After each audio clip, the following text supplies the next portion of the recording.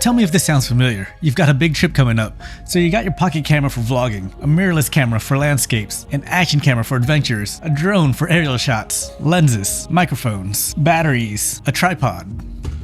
Oh, can't forget a bag to carry it all in. What if you could ditch all of this and still capture your trip hands-free? You know the quote, the best camera is the one you have with you.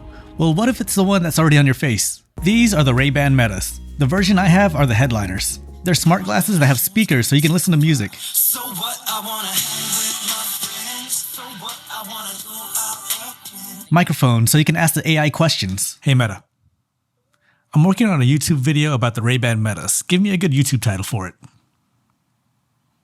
How about Ray-Ban Meta glasses, a tech reviewer's hands-on experience, or unboxing the Ray-Ban Meta, a first look at the future of smart glasses?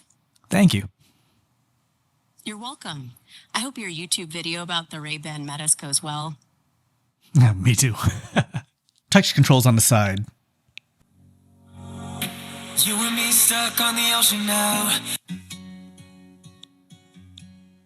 And the reason most people get these glasses? The camera to take photos and videos.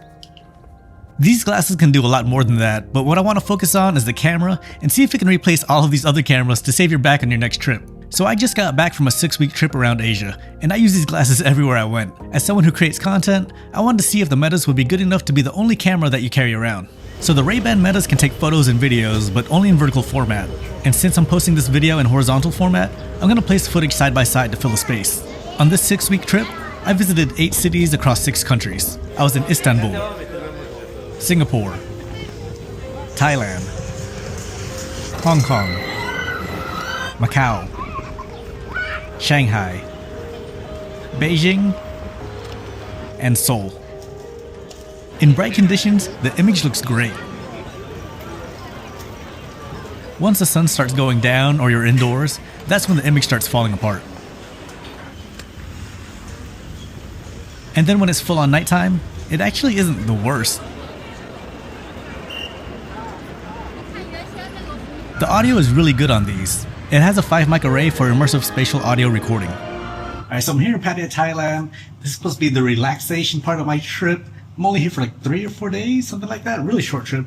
But I really don't want to bring my camera out every time. It's hot outside. There's a beach out there. I just want to relax and enjoy it. So most of the time I'm going to be filming with these, the Ray-Ban Metas. I even took them with me on a couple of roller coasters in Hong Kong Disney and Shanghai Disney, and they did great. You can definitely hear the rushing wind, but it isn't deafening.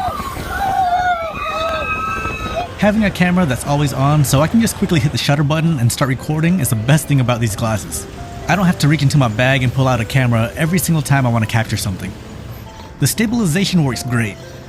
It's a digital stabilization that does well in bright conditions, but struggles a bit in lower light, which is expected. The stabilization is also going to depend on how much you move your head around.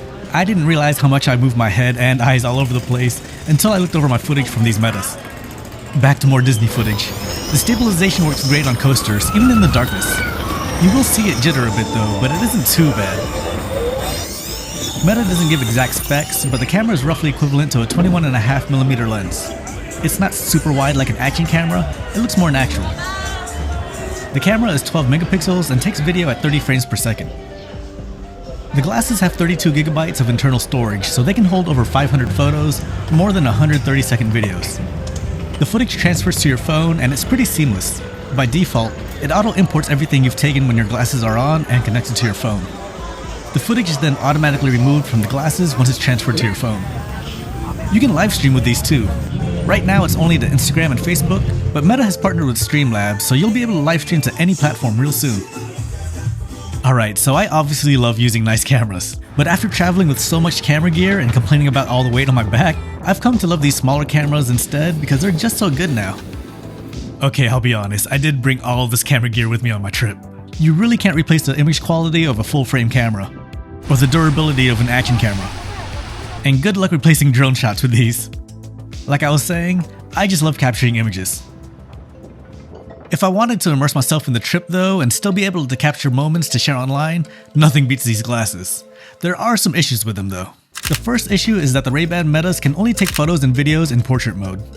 As someone who prefers horizontal shots, this is a big one for me. What's even worse is that the aspect ratio is 3:4, so it's not even 9:16. It makes sense though because these glasses are designed for the Meta ecosystem, so it's perfect to share your photos and videos onto Instagram and Facebook. But these glasses would be 100 times better if they could take landscape shots. Somewhat related to this, because there's no way to preview what your camera is looking at, you don't exactly know what you're capturing. You would think that you're capturing what's right in front of your eyes, but since the camera is on the left arm of the glasses, they're angled slightly to the right. I can't even guess how tall the frame is. I found myself aiming too high in a lot of my shots. Basically, you don't know if what you're taking a picture of is exactly in the frame. The next issue is the battery life. These have a 4-hour battery life, but if you're taking a lot of photos and videos, that brings the battery life down to a joke. I don't think you'll even get an hour out of them. Luckily, they charge pretty quick, but that meant I always had to carry the charging case with me. Okay, real quick, there's accessories like this cable that you can carry around instead. Just plug it into a power bank to charge these glasses, but I'm just going off on what you get when you buy these glasses. Alright, back to me complaining. Another issue is the 3-minute record limit. I've missed out on a lot of good footage because my camera stopped recording. Yeah. Yep. At the same time, I've over-recorded a few scenes where I probably only needed like 10 seconds of footage. You can adjust the recording limit in the settings, but I like to just leave it at the max and stop the recording myself, when I remember to. And last but not least, the image quality is good, but as a camera nerd, I want better. You're gonna get better shots if you use your phone, but that's not the point of these glasses. Since they're pretty much always on my face, I can quickly hit the shutter button and just start taking videos no matter what I'm doing. So can you really ditch all of this and still capture your adventures with just these glasses? Sure. I think they're more of a companion to my other cameras, but it's nice to know that if I want to step out of my hotel room and not lug a camera bag around, I still have an awesome way to capture images. Alright, I need to go charge these so I can go film my dinner.